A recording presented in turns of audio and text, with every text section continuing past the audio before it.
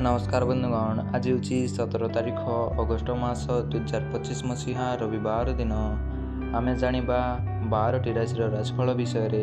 नमस्कार बंधुगण, स्वागत करुच्ची SGL ओडिया राशिफल यूट्यूब चैनल रे। एठारे आमे प्रतिदिन आणुचु सठिक ओडिया राशिफल जहाँ आपणक कार्य जीवन, प्रेम और परिवार, धन और स्वास्थ्यर गुरुत्वपूर्ण प्रभाव विषय सचेतन करे। आज हूँ 17 तारीख अगस्ट मास 2025 मसीहा रविवार दिन। भाद्रव मास कृष्णपक्ष सिंह एक दिन। आज तिथि नक्षत्र नवमी तिथि संध्या 7:47 पर्यंत रहुची। कृतिका नक्षत्र सकाळ 5:32 पर्यंत रहुची। वृषचंद्र 60 दंड और रात्र रहुची। निषिद्ध खाद्य लाउ एवं संध्या 7:42 पर कलम शाग को खाद्य हिसाब से ग्रहण करंतु नाही। तो बंधुगण, एवं जानिनेबा मेष राशि। आज प्रत्येक स्तर रे प्रतिबंधक को दृढ़तार सह सम्मुखीन होई काम करिवे। व्यवसाय रे टेंशन रहिले मध्य क्षतिर प्रश्न उठुनाई। पाख लोकटी अन्यर निर्देश रे काम करिबा फल रे संदेहजनक स्थिति उत्पन्न होई पारे। बंधु गहन रे बाक असंयमता जोगु सुसंपर्क व्याहत होई पारे। एवं जानिनेबा वृष राशि। आज परिवार साहाय्य समर्थन आपणक कार्य हासिल रे साहाय्य करिवो। यह सांग को खर्च परिमाण वृद्धि मानसिक दुश्चिंतार कारण होई पारे। असावधानता वशत द्रव्य नष्ट किंबा धनहानि घटिबार सूचना रही। अवहेलित काम सकाशे अन्यर साहाय्य नेबाको बाध्य होई पारंती। एवं जानिनेबा मिथुन राशि। कर्मक्षेत्र रे सहकर्मी निकटरू भरोसा पाई विचलित मनरे सामयिक स्थिरता आसिबो। बंधुक जरिया बहु प्रीतिकृत खबरटी आज पाई पारंती। बाकी पड़िथिबा अर्थ आदाय करिबा सकाशे जुक्ति तर्क और कलहर स्थिति उपजिबो। आलोचना परिसर रे अप्रिय सत्य भाषणरू दूरेई रहिबा भल हेबो। एवं जानिनेबा कर्कट राशि। बारंबार चेष्टा करी अटकी रही जाउथिबा अपूरणीय आशा मनरे दुख देबो। भल संपर्क नथिबा आत्मीय माने हठात विरोधाभाव पोषण करि पारंती। कर्म क्षेत्र रे विजातीय व्यक्ति साहाय्य सहानुभूतिरू आश्वस्ति मिलिबो। बंधुक परामर्श रे नूतन काम पाई मन बळी पारे। एबे जानिनेबा सिंह राशि। कर्म क्षेत्र रे पारस्परिक बुझामणा माध्यम रे कार्य साधन करिबारे सफल हेबे। पारिवारिक स्तर रे प्रतिवेशी सह संपर्क मधुर रहिबा द्वारा उपकृत होई पारंती। सामाजिक स्तर रे बुद्धिजीवी प्रशंसा और प्रोत्साहन पाई मनोबल वृद्धि पाइबो।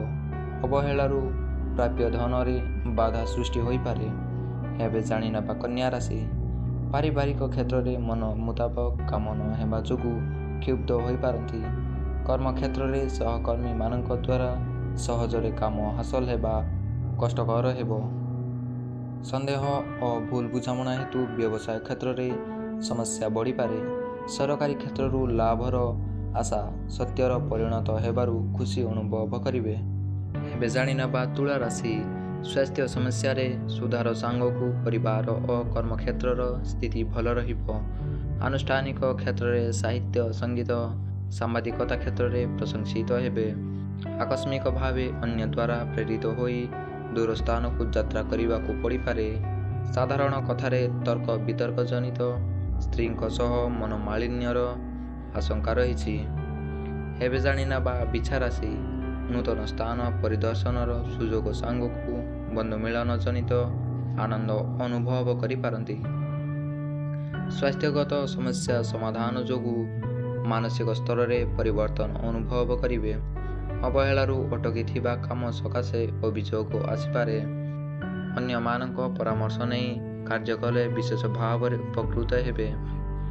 एबे जानिनेबा धनु राशि। परिस्थिति प्रति सजग रही काम करि पारिले लक्ष्य पूर्ण हेबारे प्रतिबंधक रहिबो नाही। शत्रु आपणक पछरे छाई बळी लागि रहिले मध्य कौनसी काम अटकी रहिबो नाही। व्यवसाय और परिवहन रे लाभांश वृद्धि पाइबो। चाक्षुष प्रमाण व्यतीत शुणा कथा को विश्वास कले असुविधार सम्मुखीन होई पारंती। एबे जानिनेबा मकर राशि।